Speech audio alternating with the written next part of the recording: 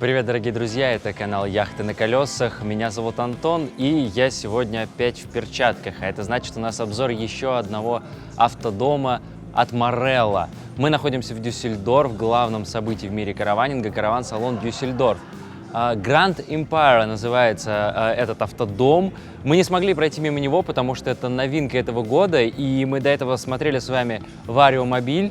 Тоже огромный 12-метровый, здесь тоже у нас 12 метров, 18 тонн, и очень захотелось сравнить, потому что этот автодом стоит в 2 раза дешевле, чем тот, что мы смотрели от Vario. Идемте смотреть.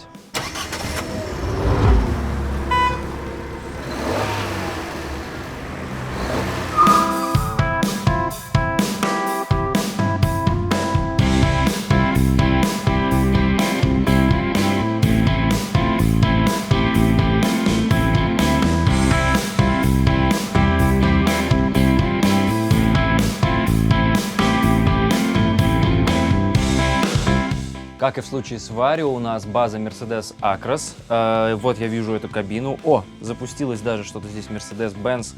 Красота. В общем, в принципе, это та же самая кабина, очень комфортная, классная от Mercedes. Электрический стояночный тормоз у нас здесь присутствует, автоматическая коробка, все вот эти помощники, удержание полосы, там, адаптивный круиз-контроль. То есть тут, в принципе, об этом даже, наверное, не стоит говорить. Все это по умолчанию, конечно, есть. Кнопочки на руле, управление всем этим, но обратить хочу внимание то, что здесь нету зеркал. Ну, то есть убрали зеркала, потому что зачем нужны зеркала в такой большой машине, правильно? А затем, что здесь стоят камеры наверху, мы вам сейчас их покажем. И вот здесь такие мониторы вертикальные по бокам, в которые попадает изображение зеркал. Не знаю, хорошо это или нет.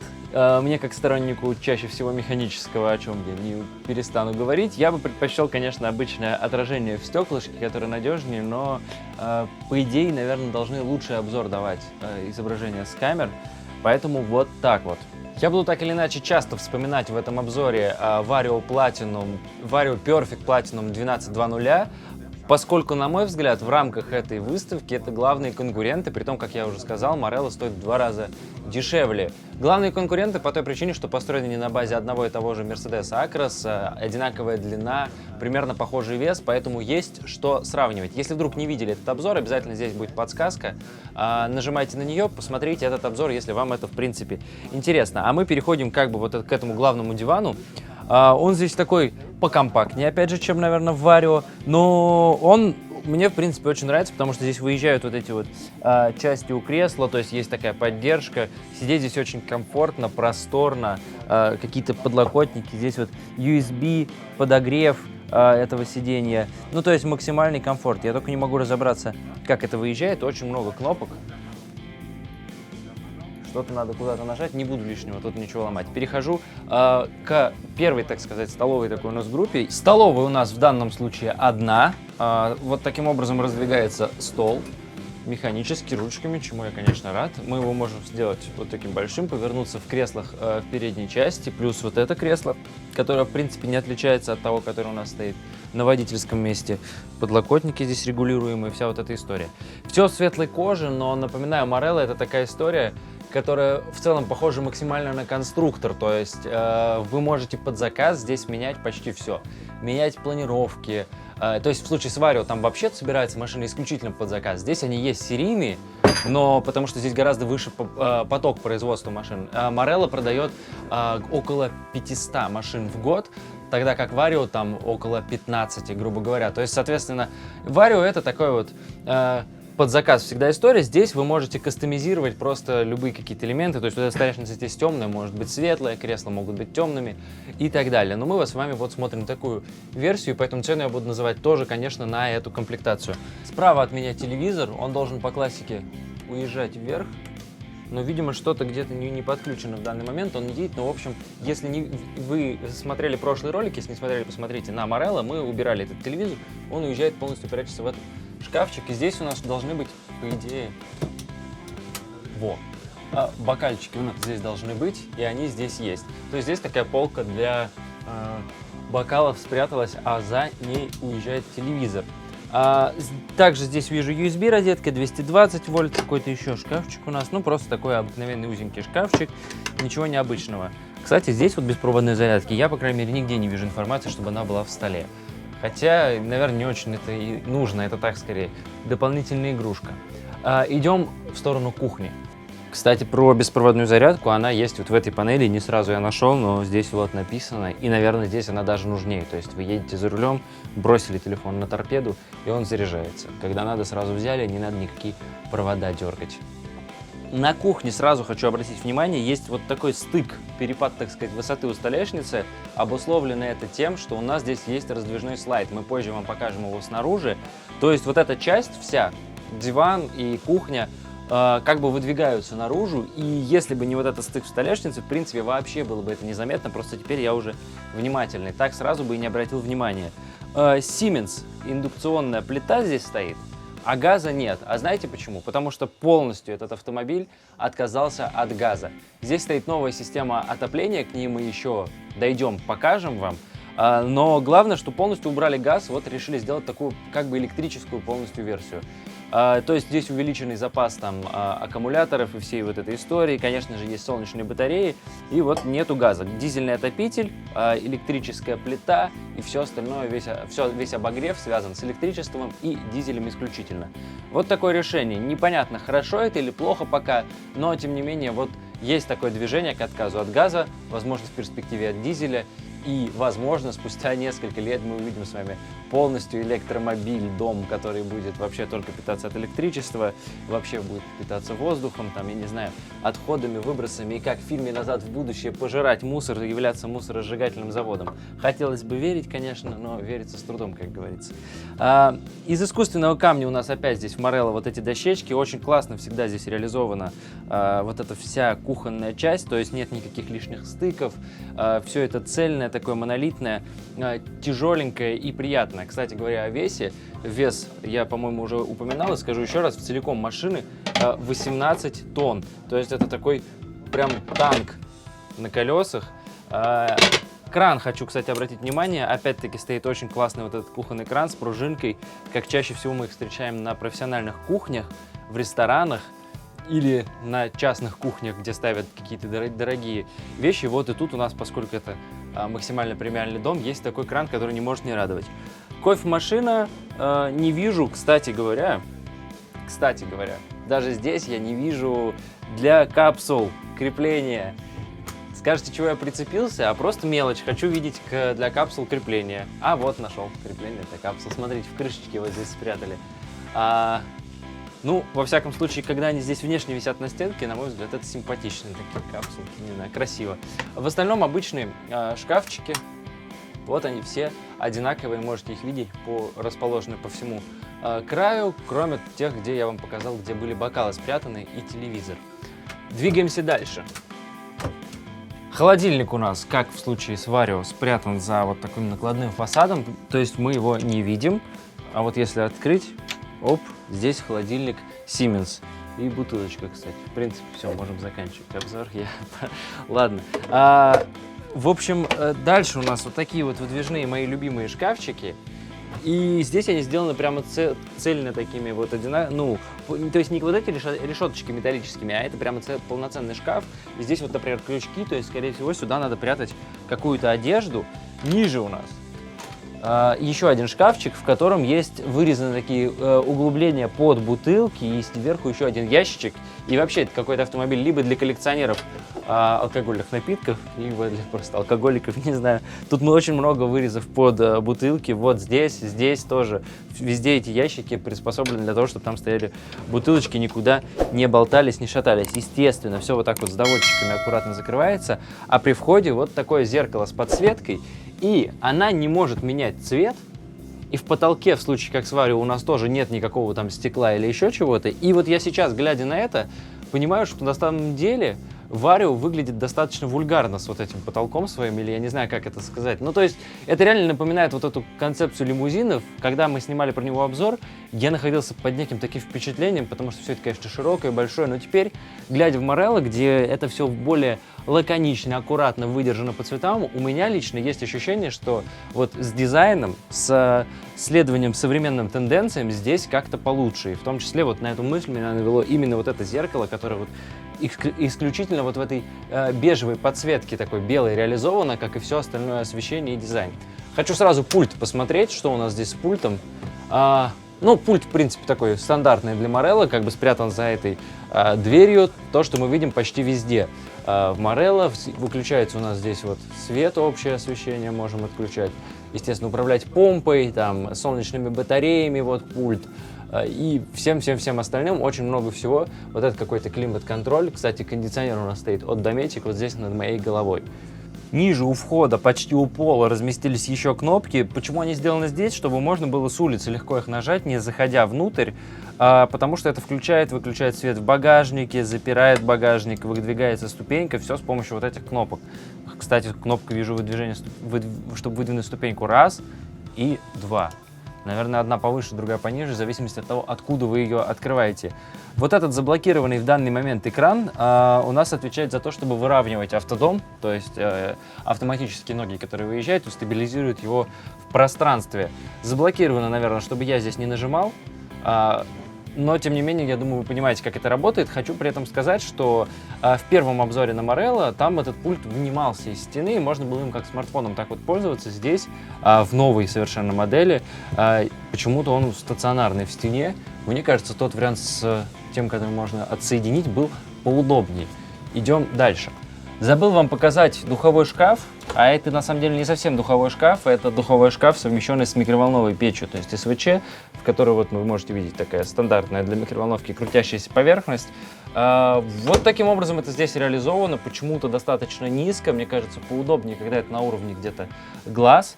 Но, тем не менее, вот так. Ниже еще один какой-то ящик. Вообще, все эти ящики я вам здесь не показываю, потому что дом очень большой, ящиков здесь очень много, и как бы, ну, само собой разумеется, что в таком большом доме будут ящички, полочки и так далее. Их будет много, и они будут вместительны. Наверное, это здесь не самое важное.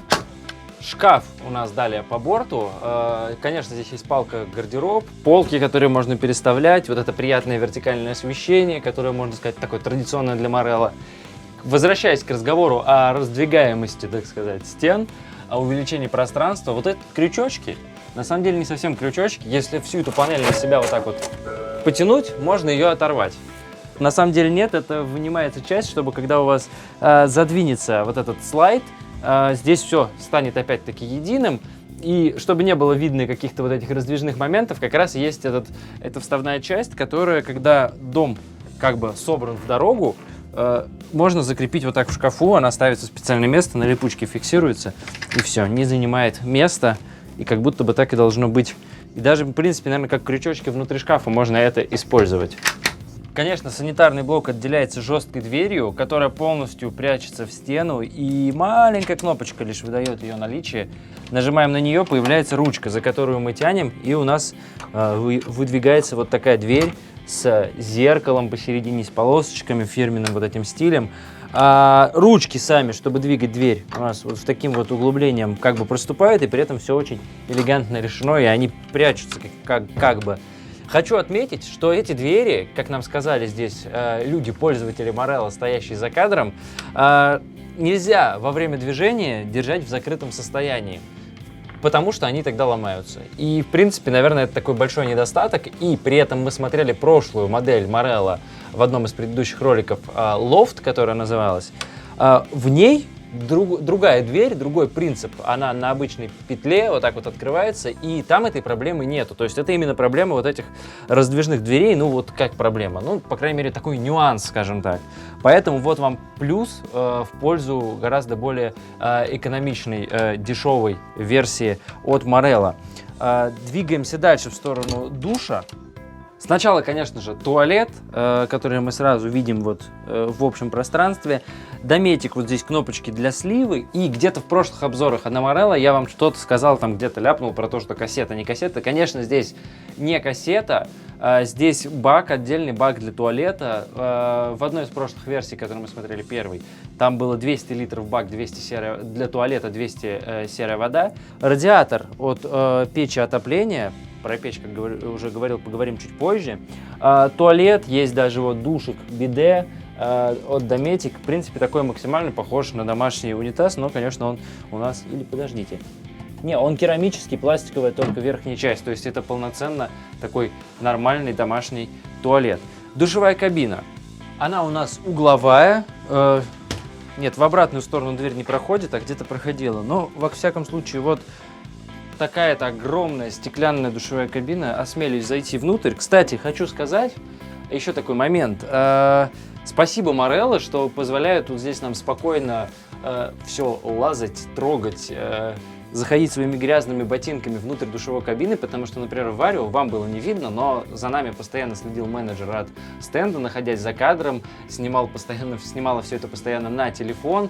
Ну, то есть люди очень сильно, по крайней мере, переживают за свою машину и как-то психологически немного давят своим присутствием, много не разрешают. Это не трогайте, это не открывайте, это нельзя. Это немножко неприятно. И как-то даже сложнее критиковать, потому что они говорят по-русски. На Морелло, кстати, тоже почти очень многие менеджеры говорят в том числе по-русски.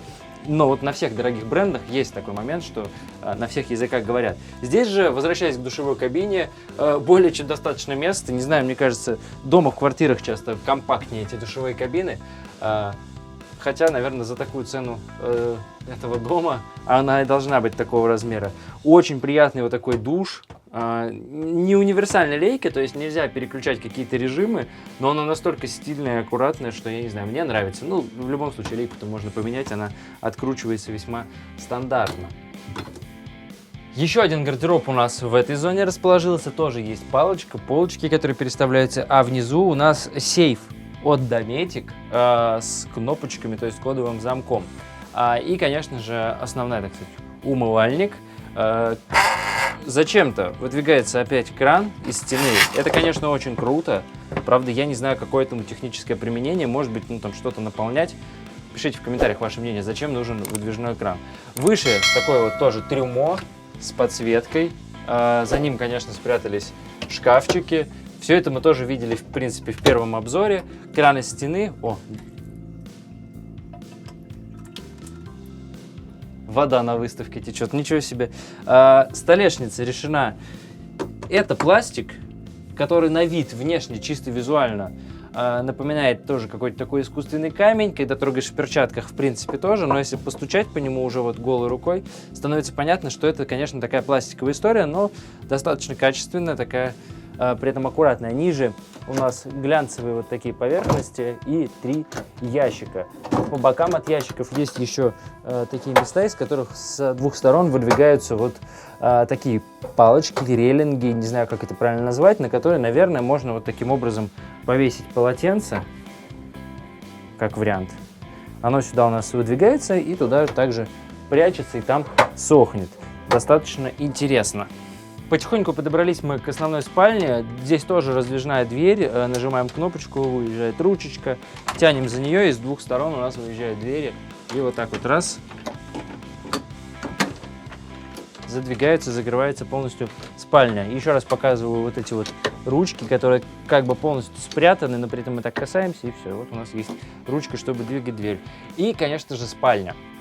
Кровать здесь поуже, и то есть к ней можно подойти с двух сторон. Что мне нравится, то, что мы видели с вами в версии Loft, в отличие от Palace, где была полноценная кровать во всю ширину. Мне кажется, так удобнее. Нету шкафчиков лишних по бокам, можно подойти к кровати сбоку. Единственное, здесь очень, как вы видите, низко потолок, очень маленькая высота, большие ступени, потому что в этой версии у нас снизу гараж. В этом гараже у нас встает мини-купер, мы его вам позже покажем. За счет этого вот как бы потолок здесь невысокий, потому что сильно поднимается это место.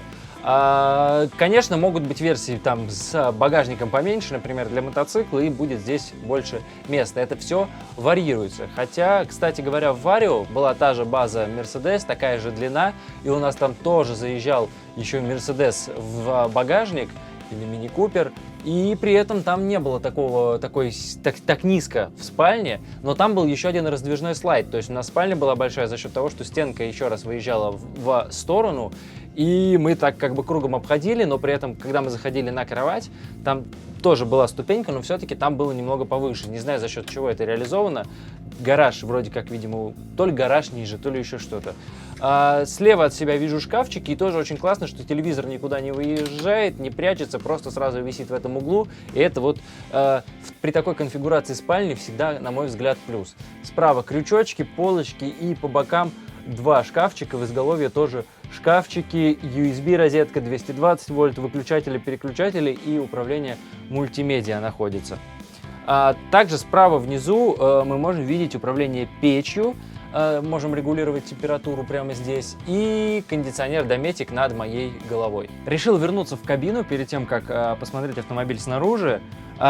Хочу напомнить, для того, чтобы управлять таким автомобилем, необходима категория прав на грузовик, потому что это большой грузовик, и можно подумать, в принципе, что, наверное, тяжело управлять грузовиком, но нет, мы можем вообще сделать вот так, здесь электрическая шторка, задвинуть окно лобовое и продолжить ехать вслепую, потому что у нас есть камера, которая показывает нам на 360 градусов полностью автомобиль, вот. Мы можем здесь видеть автомобиль сверху, камера спереди, и если здесь нажать на кнопочку, мы можем переключать и видеть сзади, откуда вообще угодно, как нашей душе угодно автомобиль. В принципе, по одной этой камере можно уже ехать во всех направлениях и не переживать. Потому что, считайте, за вами как в экшн-фильме летят квадрокоптеры, сбоку куча операторов, и все это вы видите на одном мониторе, всем этим управляете. Теоретически, вот реально, можно ехать с закрытым лобовым стеклом. Таким образом, снаружи выглядит вот эта выдвижная часть, то есть вот здесь у нас спрятался диван, на котором я сидел, кухня, в принципе. Все это выезжает вот сюда таким образом и расширяет внутреннее пространство. Хочу отметить важный момент. Гидравлические приводы стоят на этом слайде. То есть в предыдущих версиях у Morello встречались надувные стены. Считалось, что это в принципе хорошая идея, где-то там теплее или что-то такое. Но, как показала практика, например, высоко в горах давление атмосферное понижается, и эта история могла, например, разложиться и не сложиться обратно. И, в общем, надо каким-то образом спускать машину вниз или что-то с этим делать, это неудобно. Здесь гидравлика, которая будет при любой погоде, в любых условиях разложится, сложится, и вы поедете дальше. Вот это полноценное помещение, в котором я нахожусь, потому что кроме как помещением я это иначе назвать не могу, это всего-навсего багажник, в который помещается мини-купер. Вот так камера назад у нас, оп, отъезжает, и вы видите мини-купер, который может сюда заехать. Здесь есть специальная лебедка, которая помогает его сюда затащить. И хотите использовать это как багажник, хотите стелить здесь матрасы вашей, не знаю, прислуги или гостям, смотря как вы относитесь, а хотите ставьте мотоциклы, велосипеды или даже мини-купер.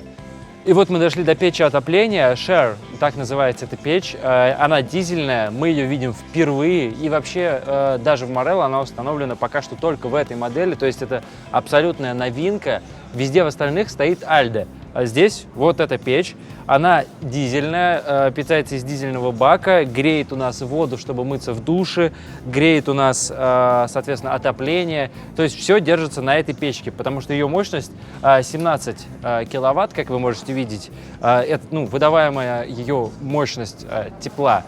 За этой дверкой спрятался огромный блок электрификации автомобиля. Как я уже сказал, этот автомобиль полностью электрический, электричество и дизель, то есть отказались от газа здесь, и поэтому очень много всякой электрики. Напишем, опять же, здесь информацию о том, сколько здесь аккумуляторов на какой объем электроэнергии, но вижу здесь сразу, что вот установлен дизельный генератор, 3,5 киловатта он выдает мощность. Не знаю, мне кажется, 3,5 киловатта, конечно, маловато, если честно.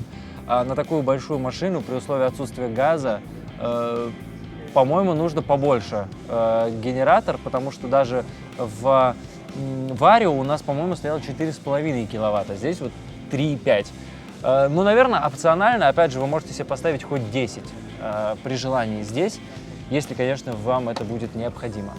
Багажное отделение, конечно же, сквозное, и мы можем с двух сторон получить в него доступ. В следующем отсеке у нас расположилась печка Share, то есть вот именно здесь мы видим ее, точнее такой блок управления, и можно вот по лампочкам видеть, что здесь есть включена или отключена система на подогрев воды там, или каких-то других систем.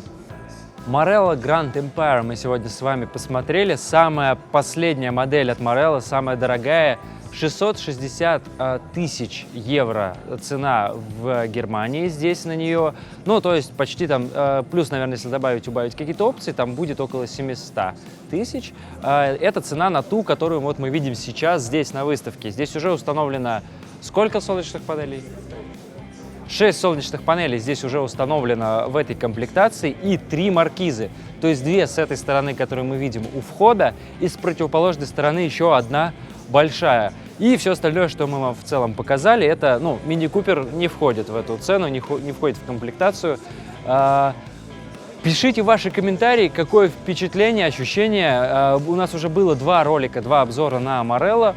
Если вы их не видели, посмотрите обязательно их. Ссылки оставим в финальной шапке на них тоже. Давайте обсудим, какая вам больше нравится и вообще, что думаете о таких вот премиальных домах. Также я много говорил об автодоме Vario, самом дорогом на этой выставке, 1,5 миллиона евро. С ним я тоже много сравнивал, поэтому давайте вы посмотрите и этот обзор, и мы решим, что имеет место быть и что того стоит, что нет. То есть получается, что в принципе Vario стоит как 2 вот таких. Вот такая история. Напоминаю, мы находимся на караван-салон Düsseldorf в Германии. Работаем для вас, снимаем новинки от разных производителей. Линейки 2021 года. Не обязательно только что-то такое дорогое. Мы показываем и бюджетные варианты, и просто что-то интересное. Поэтому подписывайтесь на канал, чтобы ничего не пропустить. Меня зовут Антон. До новых встреч. Пока.